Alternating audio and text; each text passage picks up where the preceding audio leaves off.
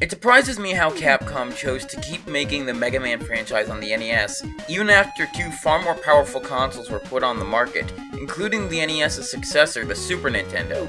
And it's not like Capcom was completely ignoring the other consoles, since Street Fighter II was ported to the Super Nintendo months before Mega Man 5, and Strider had already been ported to the Genesis before Mega Man 4.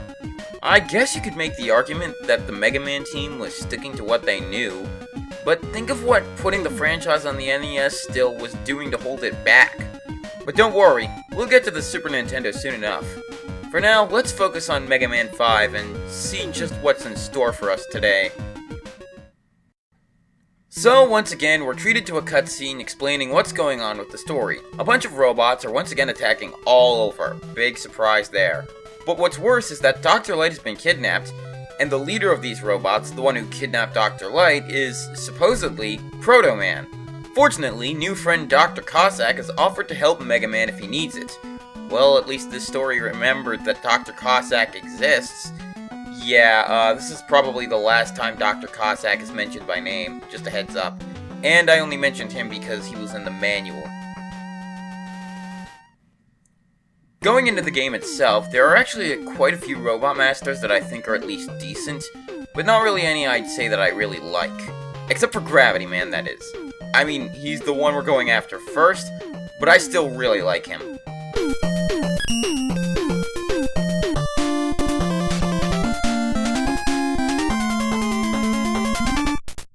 Gravity Man's stage is easily the most fun stage out of all of them. The entire gimmick is that there are sections where gravity is reversed, so you have to walk on the ceiling and hold up in order to slide instead of down.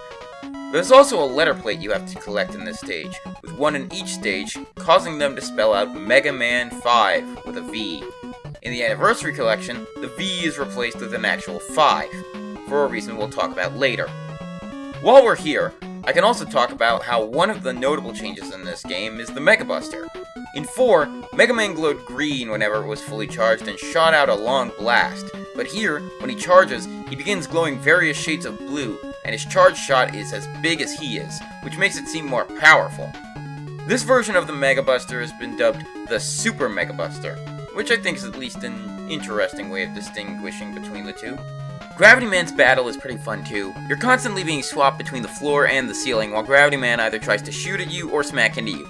You have to carefully aim your shot, but the time between changes in gravity is quick, so unlike either forms of the Devil Boss that we've fought so far, this doesn't drag on unless you aren't good with firing. Once you beat Gravity Man, you get the Gravity Hold, which is rather technically complicated.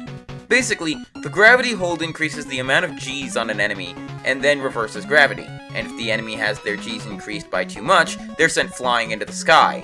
The thing is, how many an opponent can take depends on their health, so it's often better used to clear out rooms full of enemies that don't have much health, but can easily swarm you. It's still a fun weapon to use, and while it's not very efficient since enemies won't even drop weapon energy for you to pick up if they die, it's still fun to see normally heavy enemies go flying into the sky. Next target is Gyro Man, whose stage is meh. I mean, I like his stage being in the sky, but there's nothing really there to make it stick out. There are really only two things I remember about it. The first is these elevator rides. One is just a quick lift up, while the other moves somewhat slower and requires you to navigate around spikes. The other thing I remember are these donut platforms that fall when you step on them, mainly because you have to fall with one of them to get one of the letter plates, though the other reason is because of Ego Raptor's sequelitis episode on Mega Man. Gyro Man himself is pretty easy. He'll lift himself up in the air and throw a gyro at you that will go straight down and then go your direction horizontally. You need to jump over it and then have him come down. While he's in the clouds, however, he's still vulnerable to Gravity Hold, so just use it every second or so until he's dead. Just don't spam it too quickly, or else you'll run out before you beat him. At the end, you get the Gyro Attack, which works almost exactly like the Magnet Missile, only slower, and you have to aim it manually. It sounds worthless, but it can be pretty helpful against slower, tougher enemies with small weak points. Next robot to take out is Crystal Man, who has a really nice looking stage and with enemies that make sense for it, including a Crystal Joe, which is invincible until it fires its crystal, just like the Hammer Joes in 3. The stage itself also has these crystal droppers like the ones that were in Drill Man's stage, though they drop at random intervals. And then there's his Power Muscler. who's in the worst position because he can't reach us, but we can still shoot at him while he jumps. Crystal Man himself jumps around his room rather slowly, so you can use the gyro attack to attack him when he jumps, since he tends to be most vulnerable then. Just watch out for the orbs he shoots, because they're small and can hurt. They also stick around for a while too, so be mindful of that. Defeating him nets you the Crystal Eye, which shoots a large crystal ball forward. If it hits a wall, it breaks apart and starts to ricochet around. Moving on, we have Napalm Man, whose stage is rumored to be a reference to the Vietnam War? I mean, it just looks like a generic jungle to me, but I guess if people want to see it that way, that's fine. I guess. The level is pretty boring, honestly. Other than this waterfall room with Apache Joes, there's nothing really here that interests me. Napalm Man himself is pretty cool, and his boss fight can be a bit difficult. He fires missiles at you that are high enough to slide under, or you can jump over them. He'll also fire explosives at you to try and blow you up, and they can be a bit difficult to avoid, but just shoot the Crystal Eye at him, and he'll go down pretty easily. You get those explosives, the Napalm Bombs, after you beat him. They're just ground-based explosives, but unlike the Hyper Bomb, they actually do detonate on contacts. But nothing else other than that. Actually, I just realized I forgot to mention, Rush Coil got a change this time around. Now, instead of being a springboard, Rush will launch himself up when you jump on him, and then you jump off of him to get somewhere. It's really not that great. I prefer the regular Rush Coil, and I think fans did too, considering he never uses this form of Rush Coil ever again. From here, we go to what might be the worst Robot Master in the game. Second maybe only to the one after him, though that's just based on other people's thoughts. Stone Man stage is... well, it exists? It's supposed to be a mountain base, but it's so generic and uninteresting. And then there's Fighting Stone Man himself, who's just as generic and uninteresting as his stage. He likes to jump towards you, and he really only ever uses the weapon you get from him one time, usually at the beginning of the fight. Whenever he jumps up high, he crumbles apart where he lands. Just place down some napalm bombs and he'll die quickly. After that, you get the Power Stone. No, it's not the one from Marvel or the fighting game for the Dreamcast that Capcom made. It's instead a bunch of boulders that swing around in a counterclockwise direction. The problem is that their arcs are so long, you often have to be really close range to hit anything with them. And that's if they don't just bounce off the enemy. They're pretty much the most worthless weapon in the game, and pretty up there for worst weapon in the series. The worst part is that they're the weakness of the next Robot Master, Charge Man. And you'll see why I say that when we get to fighting him. Charge Man stage is actually pretty cool. It takes place on a train the entire time, and you'll be both inside and outside the train cars as you go through the level, fighting various cargo pieces like Ratons and Cocos. And then there's Metal K-1000s, which are cute little Mets on a train. That's adorable. I also like Charge Man's design since, well, he's a train. I honestly think he's one of the more underrated Robot Masters in the franchise. Everyone hates the guy, but he has some pretty cool things. That being said, his boss fight sucks! Remember how I said that the Power Stone being the weakness of this guy was its biggest flaw? Well, his boss fight makes using the Power Stone a pain. Charge Man is really tall, so trying to jump over him is really difficult, meaning you're likely to clip on him. On top of that, he can move extremely fast, which makes sense because, well, train. His coal attack, however, makes him annoying. The hot coals will fall at seemingly random spots with pretty much no warning as to where they'll be. And, in addition to that, he's also completely invincible when he uses the coal attack, so that makes it worse. So you have to try and use the Power Stone while he's vulnerable by getting up close and personal, all the while having to deal with an incredibly fast, hard to jump over opponent. Yeah, this boss fight can get very annoying very quickly. On top of that, his weapon of choice is incredibly risky to use, the Charge Kick.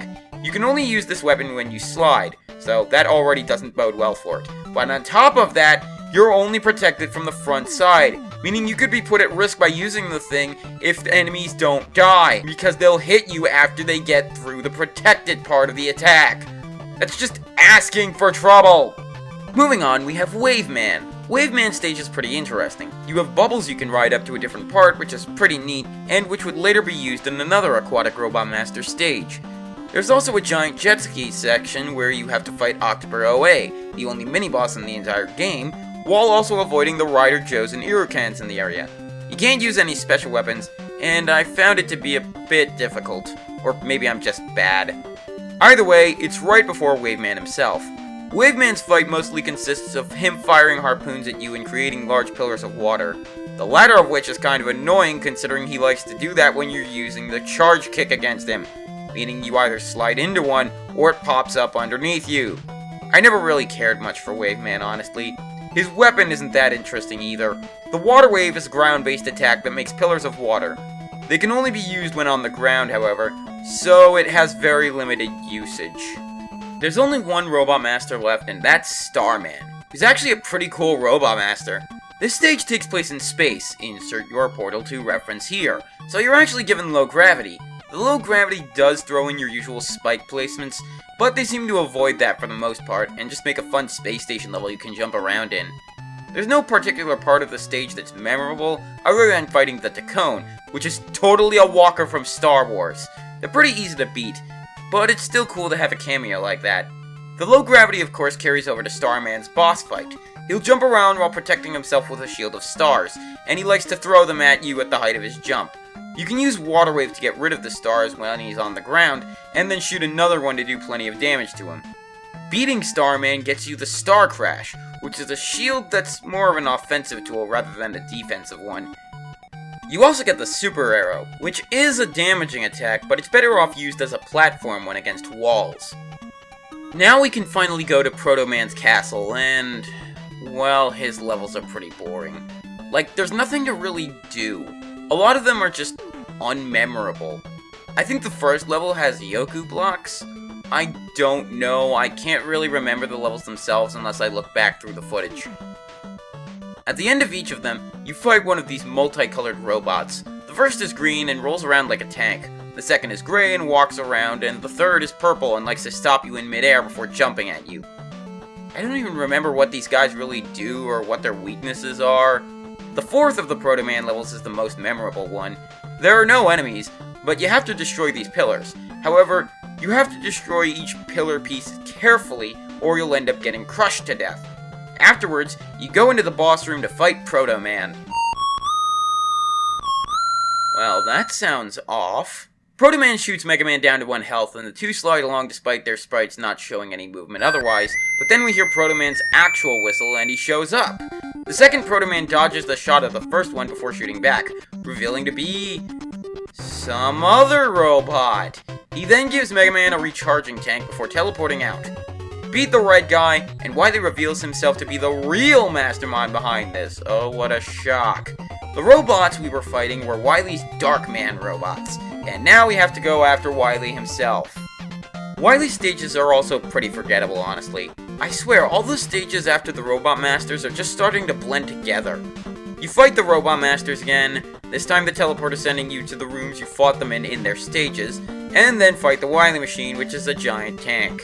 You actually need the Super Arrow to use this thing's weakness. This one doesn't have a second phase, and instead, you just go right into the Wily capsule fight. This is where we can show off what we were collecting those letter plates for in the Robot Master stages. Collecting all the letters gives us access to the newest creation of Dr. Cossack, a robot bird named Beat. Beat will home in on the nearest enemy when you fire, and this really cripples Wily Capsule, because Beat will follow Wily even if he's teleported to a different spot.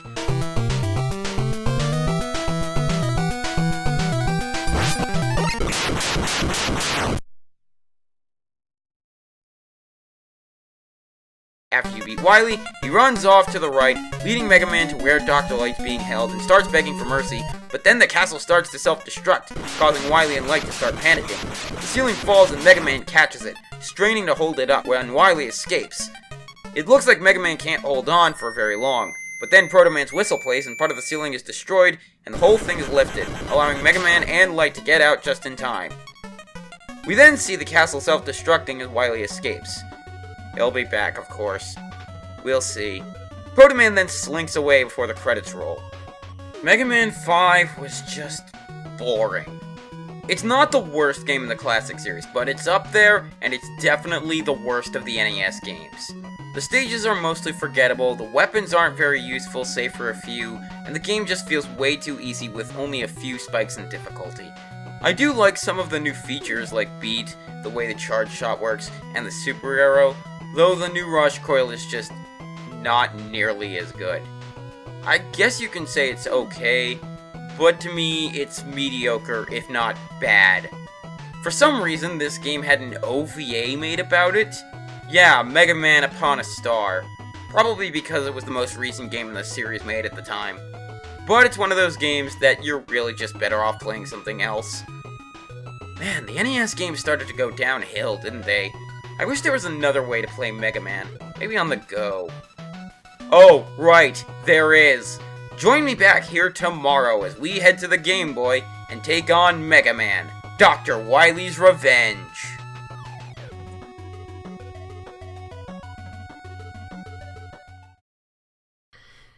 It's a good thing I was able to escape that. I need another new plan. Let's see, maybe I should go into funding for that room full of spikes. I could create Spike Man.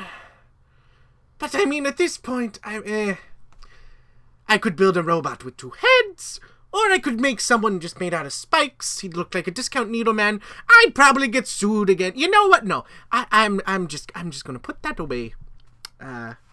Ooh, I've got it! Yes! They will do very nicely. Prepare yourself, Mega Man, for you shall face my newly designed Mega Man Killers!